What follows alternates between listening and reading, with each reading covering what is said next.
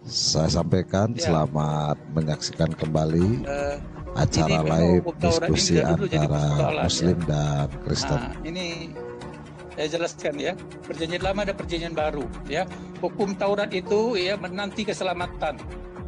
Realisasinya di dalam Lukas 2 ayat 30. Dalam hukum Taurat itu firman itu sang pencipta. Di dalam di sini firman sang juru selamat. Ini yang disebut progressive revelation. Semakin lama semakin jelas. Perjanjian lama masih bersifat bayang-bayang. Di dalam Taurat itu ada awal penciptaan, di perjanjian baru akhir ciptaan. Di dalam Taurat iblis berkemenangan ya karena manusia jatuh dalam dosa, tetapi di dalam perjanjian baru iblis dikalahkan. Inilah yang disebut dengan pengenapan peristiwa yang dikatakan oleh Yesus itu. Kutukan dosa di dalam pengampunan dosa dalam perjanjian baru. Ini seterusnya, Anda bisa lihat sendiri nanti ini. Ini artinya adalah semua yang bersifat bayang-bayang di perjanjian lama, semua sudah terjadi di dalam perjanjian baru. Itu dari makna hukum Taurat, ya. Hukum Taurat yang masih dipakai sekarang itu hanya yang bersifat moral, ya. Tetapi ritual-ritual yang dibuat oleh Yahudi ya dan penambahan berdasarkan tradisi Yahudi itu tidak berlaku sekarang. Itu masih berlaku di Yudaisme, tapi di Kristenan tidak berlaku karena Yesus sudah menggenapi semua nubuat yang ada di hukum Taurat sesuai dengan kata Yesus sendiri, ya. Berarti Yesus cuma menggenapi, Pak, ya, bukan Yesus melakukan tidak pengajaran. Firman Tuhan itu kekal tetap, ya. Ya, berarti kesimpulannya Yesus ini bukan membawa ajaran baru, Pak, ya, cuma menggenapi saja hukum Taurat, bukan mengikuti ajaran Taurat. Oh, dia memperbaharui. Yesus, saya kasih tahu lagi ya. Yesus itu membawa penafsiran yang baru mengenai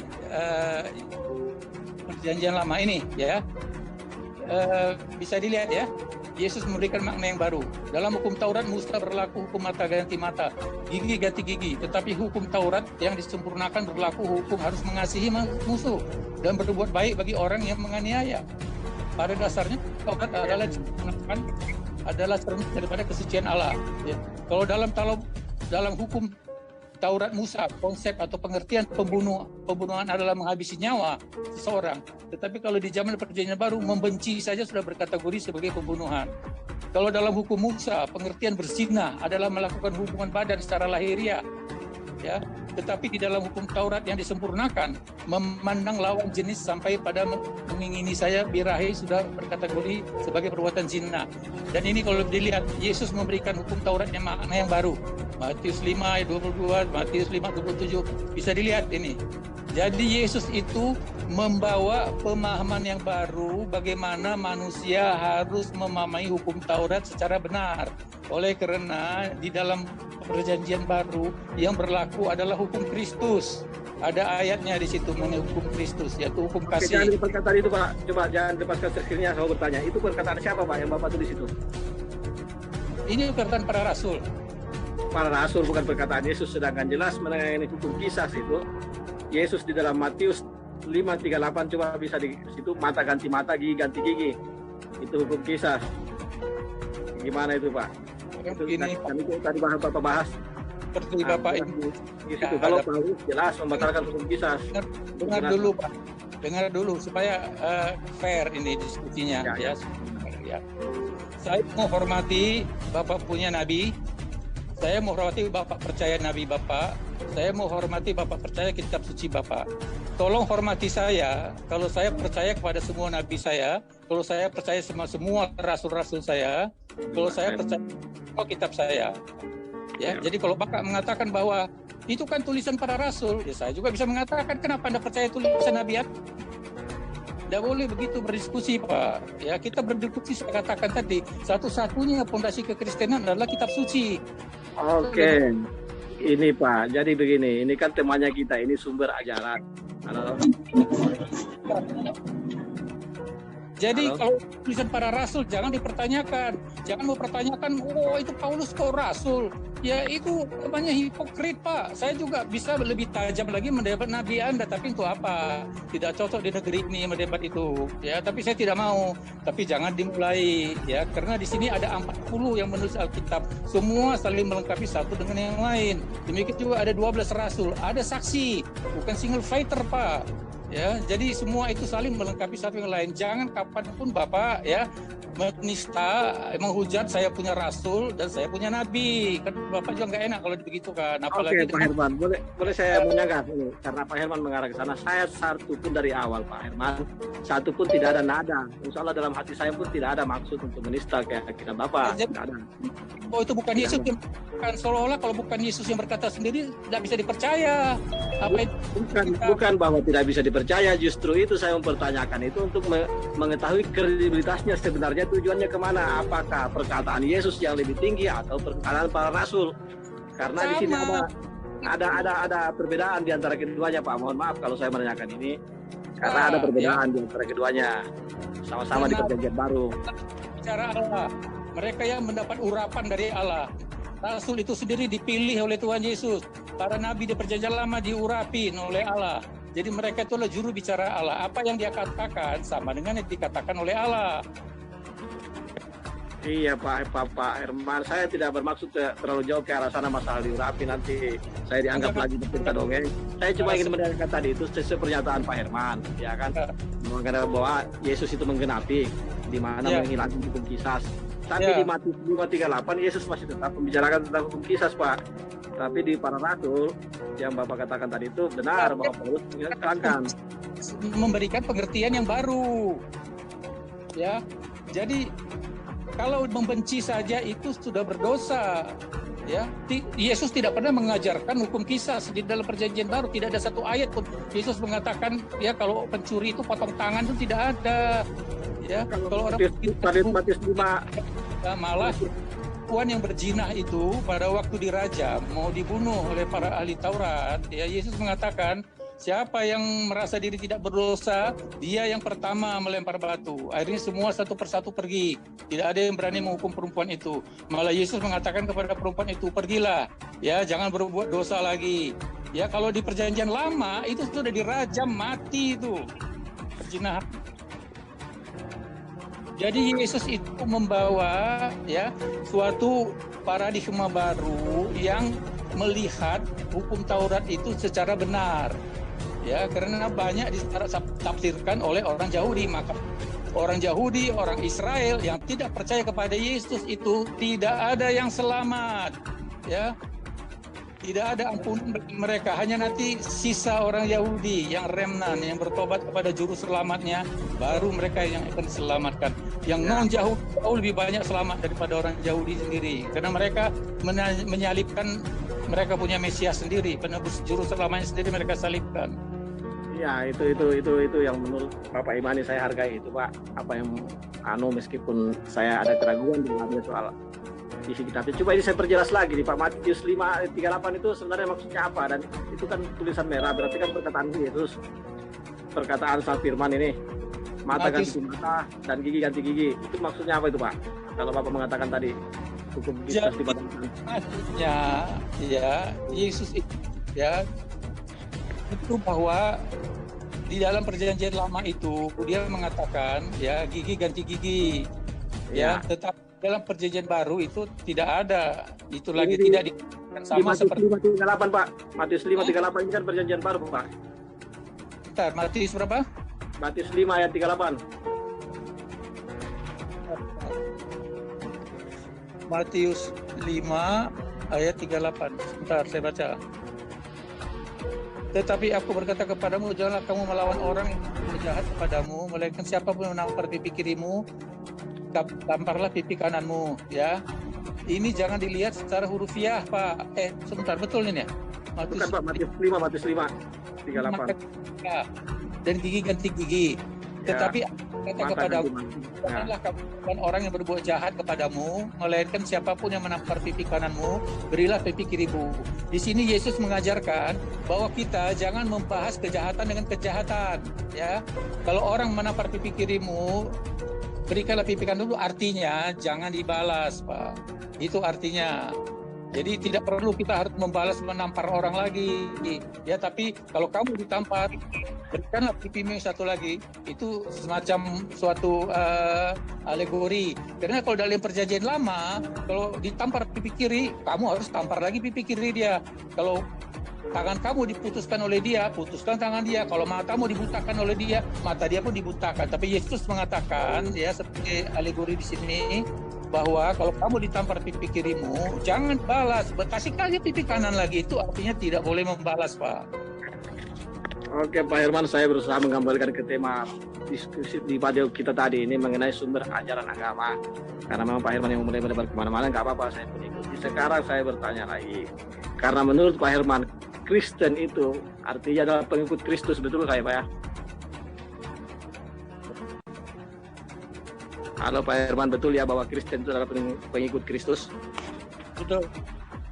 Jadi dari pertanyaan saya ini kan ini berarti sumbernya dari Kristus dan semua mengarah kepada Kristus. Pertanyaan saya, Pak, dalam keseharian atau umat Kristen saat ini, manakah perilaku atau tindakan atau ajaran Kristus yang benar-benar diikuti oleh orang Kristen? Semua ajaran Kristen wajib diikuti oleh orang Kristen, tetapi harap dibedakan, ya, antara ajaran yang benar dengan tindakan orang yang tidak benar, ya, karena banyak juga yang tidak mengikuti apa yang dikatakan oleh Kristus, ajaran-ajaran Kristus. Jadi kan sering banyak dalam perdebatan mengatakan, yo, kenapa pendeta begini, kenapa paus bisa begini? Ya, padahal itu juga bisa dikemukakan kepada kedua pihak yang lainnya. Tetapi tolong dibedakan. Ajaran tetap benar, ajaran Kristus itu sempurna, tidak ada salahnya. Tetapi harap dibedakan kepada pengikut-pengikut yang banyak yang mau taat. Tapi ada juga yang melanggar, karena dia masih manusia, masih hidup di dalam daging. Yesus menurut manusia itu adalah rohnya yang selamat, tapi tubuhnya belum selamat. Sebelum dia menerima tubuh kebangkitan, tubuh yang baru, sehingga dia tidak berdosa lagi. Oke, Pak Herman, salah satu saja ajaran Kristus yang diikuti atau perilaku Kristus yang diikuti umat Kristen saat ini apa itu, Pak, yang tidak berat diikuti? Kristus sebagai satu-satunya juru selamat manusia. Oh, itu perkataan siapa, Pak? Ya, itu perkataan siapa itu, Pak? di perjanjian lama, Yesus Kristus adalah juru selamat. Percayalah kepadaku, maka kamu akan boleh hidup kekal. Itu ajaran Yesus. Percayalah kepadaku, kamu akan peroleh hidup kekal. Ada dalilnya itu, Pak, ya? Dari perjanjian lama atau perjanjian baru itu? Nah, kamu search aja, percayalah, pasti banyak sekali.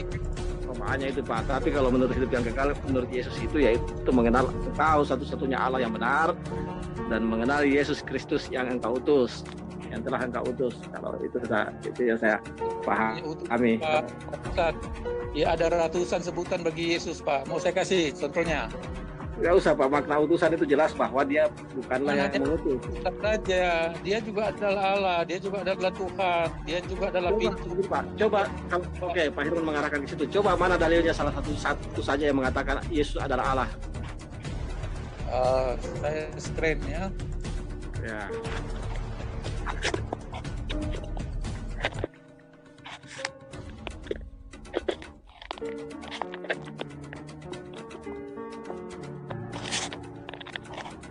Nih. Ya, kok enggak? Pak, yang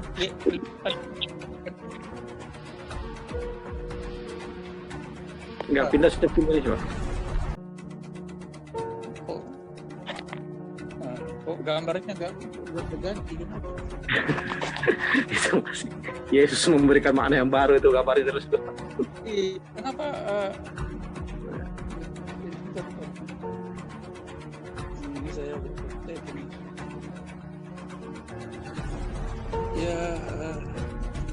ya. Jadi kecil nih zoom ini di tempat saya. Coba dicubit layarnya, Pak. Bisa itu. Bentar, ini layarnya nggak keluar, jadi kecil. terlalu banyak ini, terlalu banyak aplikasi di sini. Harusnya matikan satu-satu dulu. Ya, satu dulu. Ini kan Terlalu banyak aplikasi. Timer berapa lagi timer? Info.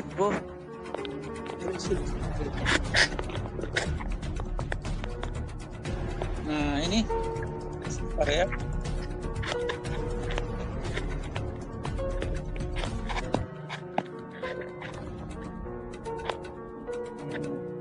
Ini bisa dilihat pergantiannya nih. oke, terlihat. Silakan langsung. Cari ya tadi Taurat. Ini ya, bisa kelihatan ya. Ya.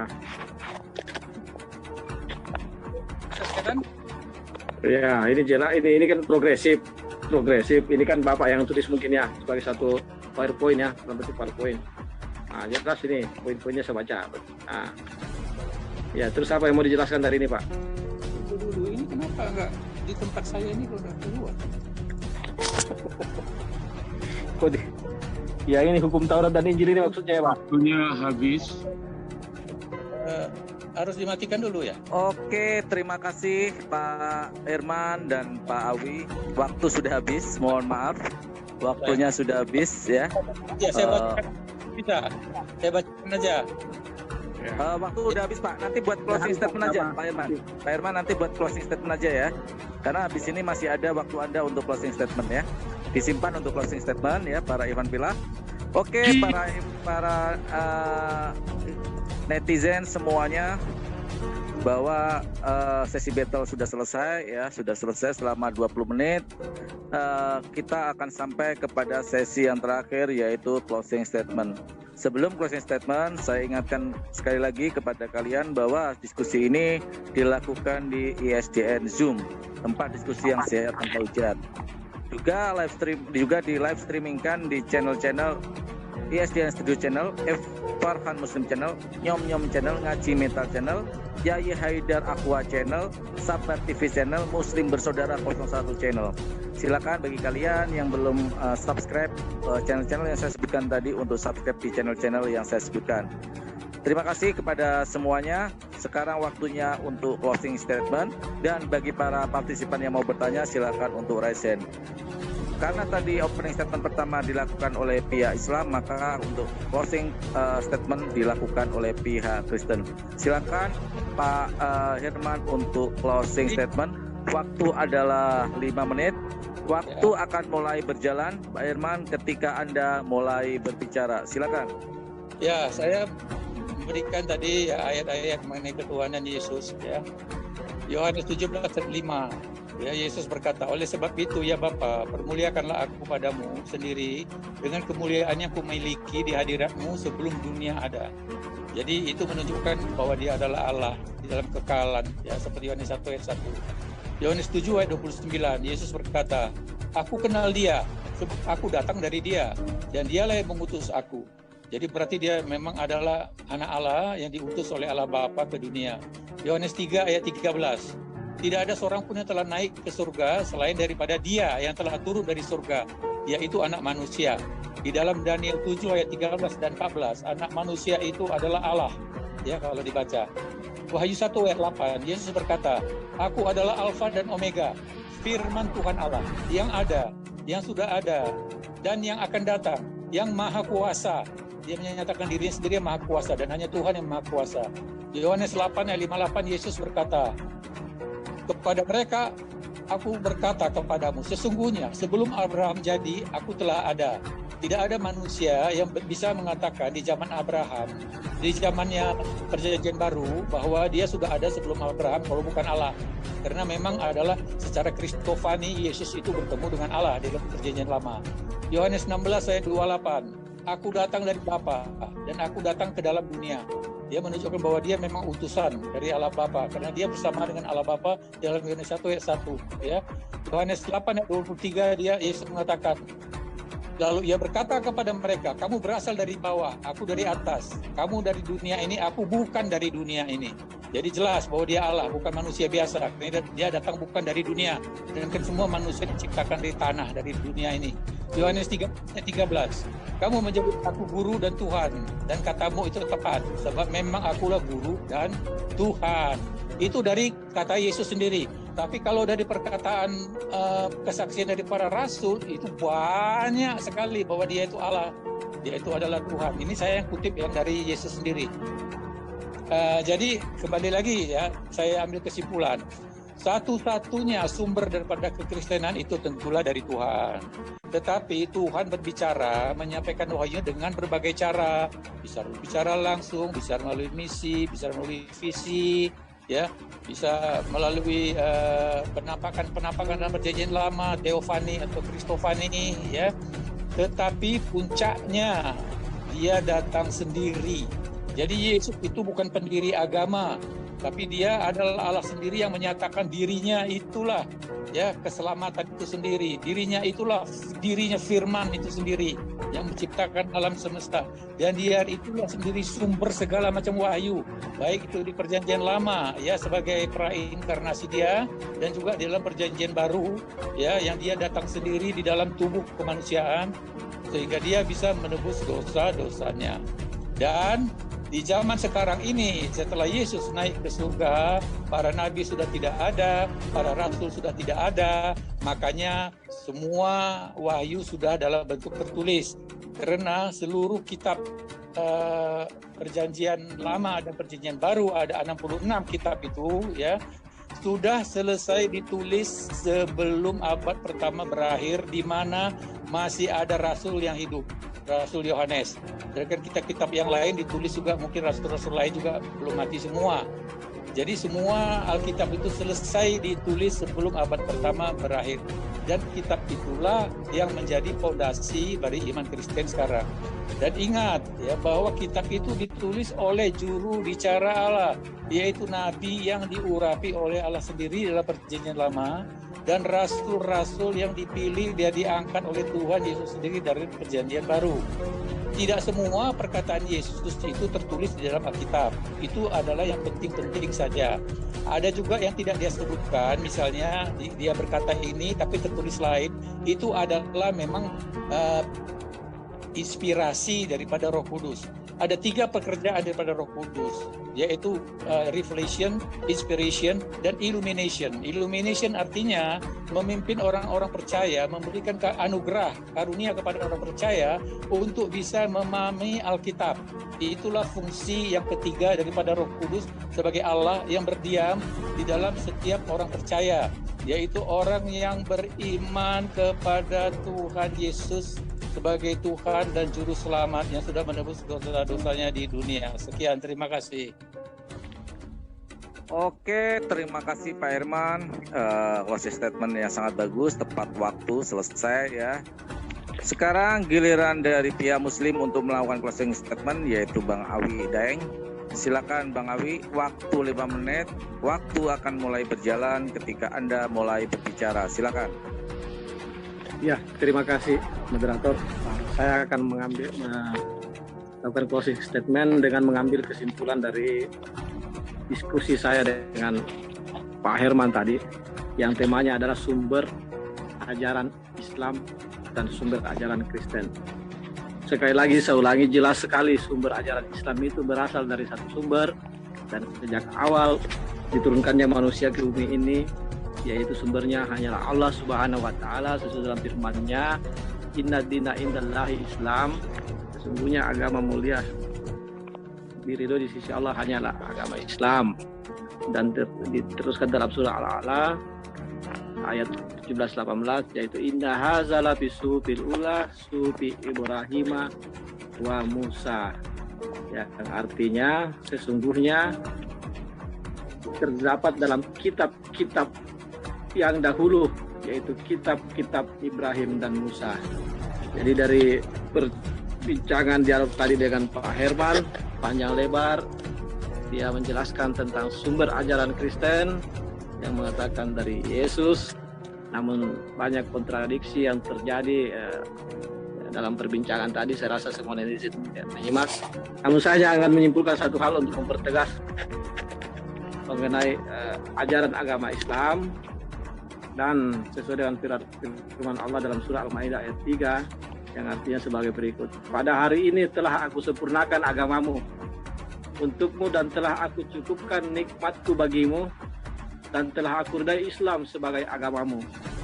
Tetapi barang siapa yang terpaksa karena lapar bukan karena ingin berbuat dosa, maka sesungguhnya Allah Maha Pengampun lagi Maha Penyayang. Sungguh sempurna ajaran agama Islam yang diturunkan oleh Allah sendiri dan disempurnakan oleh Allah yang Maha Pengampun lagi Maha Penyayang. Dan masih banyak pertanyaan sebenarnya yang ingin saya ajukan. Saya tidak berani mengambil kesimpulan sendiri dari apa yang saya dengar tadi mengenai ajaran Kristen. Nanti kita akan lanjutkan di sesi berikutnya mengenai penebusan dosa dan mengenai apapun itu yang mungkin nanti Pak Herman bisa menjelaskan lebih lanjut. Terima kasih Pak Bang Farhan. Demikian closing statement dari saya, singkat saja biar dan tetap jelas bahwa beragama Islam itu hanya dari Allah Subhanahu wa taala. Oke, terima kasih. Masih 2 menit lebih, udah dicukupkan ya Bang Awi ya? Kan aja Pak, nanti biar kita melangkah ke sesi berikutnya.